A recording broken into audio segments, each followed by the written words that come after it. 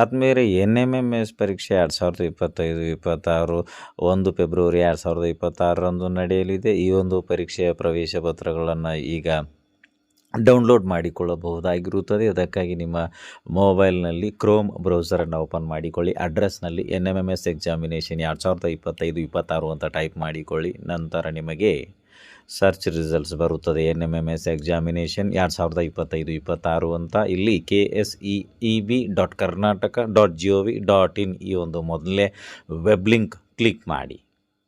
So ನಂತರ ನಿಮಗೆ NMMS examination 2025-26 ಅಂತ ಇಲ್ಲಿ ಲಾಗಿನ್ ಪೇಜ್ ಬರ್ತದೆ. ಇಲ್ಲಿ ಯುಡೈಸ್ ಕೋಡ್ ಅಥವಾ ಯೂಸರ್ ID ಸ್ಥಳದಲ್ಲಿ ನಿಮ್ಮ ಶಾಲೆ ಯುಡೈಸ್ ಸಂಖ್ಯೆಯನ್ನು ಟೈಪ್ ಮಾಡಿ ಮತ್ತು ಪಾಸ್ವರ್ಡ್ ಸ್ಥಳದಲ್ಲಿ NMMSಗೆ ನೀವು ಸೆಟ್ ಮಾಡಿಕೊಂಡಿರ್ತಕ್ಕಂತಹ ಪಾಸ್ವರ್ಡನ್ನು ಟೈಪ್ ಮಾಡಿ. ನಂತರ ಇಲ್ಲಿ ಕೊಟ್ಟಿರುವ ಕ್ಯಾಪ್ಚಾವನ್ನು ಇಲ್ಲಿ ಮೇಲ್ಗಡೆ ಕೊಟ್ಟಿರುವ ಬಾಕ್ಸ್ನಲ್ಲಿ ಟೈಪ್ ಮಾಡಿ. ನಂತರ ಸಬ್ಮಿಟ್ ಗ್ರೀನ್ ಕಲರ್ ಬಟನ್ ಮೇಲೆ ಕ್ಲಿಕ್ ಮಾಡಿ. ಒಂದು ವೇಳೆ ಪಾಸ್ವರ್ಡ್ ಮರೆತಿದ್ರೆ ಫಾರ್ಗಾಟ್ ಪಾಸ್ವರ್ಡ್ ಕ್ಲಿಕ್ ಮಾಡಿ. ಹೊಸ ಪಾಸ್ವರ್ಡನ್ನು ಪಾಸ್ವರ್ಡ್ ಪಾಲಿಸಿ ಪ್ರಕಾರ ಕ್ರಿಯೇಟ್ ಮಾಡಿಕೊಳ್ಳಿ. ನಂತರ ಲಾಗಿನ್ ಆಗಿ.